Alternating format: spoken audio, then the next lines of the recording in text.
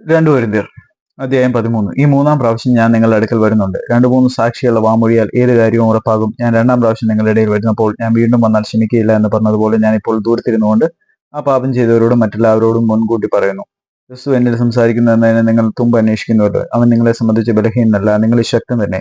ബലഹീനതയാൽ അവൻ ക്രൂശിക്കപ്പെട്ടിട്ടും ദൈവശക്തിയാൽ ജീവിക്കുന്നു. ഞങ്ങളും അവനിൽ ബലഹീനർ, എങ്കിലും അവനോടുകൂടെ ദൈവശക്തിയാൽ നിങ്ങൾക്ക് വേണ്ടി ജീവിക്കുന്നു. നിങ്ങൾ വിശ്വാസത്തിൽ ഇരിക്കുന്നുവോ എന്ന് നിങ്ങളെ തന്നെ പരീക്ഷിപ്പിൻ, നിങ്ങളെ തന്നെ ശോധന ചെയ്യുവിൻ.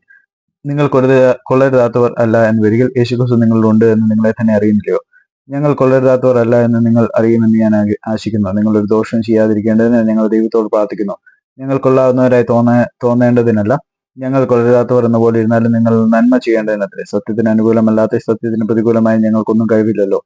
ഞങ്ങൾ ബലഹീനരും നിങ്ങൾ ശക്തരുമായിരിക്കുമ്പോൾ ഞങ്ങൾ സന്തോഷിക്കുന്നു. നിങ്ങളുടെ യഥാസ്ഥാനത്വത്തിനായി തന്നെ ഞങ്ങൾ പ്രാർത്ഥിക്കുന്നു. അത് നിമിത്തം ഞാൻ വന്നെത്തിയാൽ ഇടിച്ചു കളവാനല്ല, പണിമാനത്തിലെ കർത്താവ് എന്ന അധികാരത്തിന് തക്കവണ്ണം ഗണിതം പ്രയോഗിക്കാതിരിക്കേണ്ടതിന് ദൂരത്തിൽ നിന്ന് ഇതായിരുന്നു. തിരിച്ചയ്ക്ക് സഹോദരന്മാരെ സന്തോഷിപ്പിൻ, യഥാസ്ഥാനപ്പെടുവിൻ, ആശ്വസിച്ചുകൊള്ളുവിൻ, ഏക മനസ്സുള്ളവരാകുവിൻ, സമാധാനത്തോടെ ഇരിപ്പിൻ. എന്നാൽ സ്നേഹത്തിന്റെയും സമാധാനത്തിന്റെയും ദൈവം നിങ്ങളോട് കൂടിയിരിക്കും. വിശുദ്ധ ചുമനം കൊണ്ട് അന്യോന്യം വന്ദനം ചെയ്യുവിൻ. വിശുദ്ധന്മാരെല്ലാവരും നിങ്ങൾക്ക് വന്ദനം ചൊല്ലുന്നു. കർത്താവായ യേശുക്രിസ്തുവിന്റെ കൃപയും ദൈവത്തിന്റെ സ്നേഹവും പരിശുദ്ധാത്മാവിന്റെ കൂട്ടായ്മയും നിങ്ങൾ എല്ലാവരോടും കൂടെ ഇരിക്കുമാറാകട്ടെ.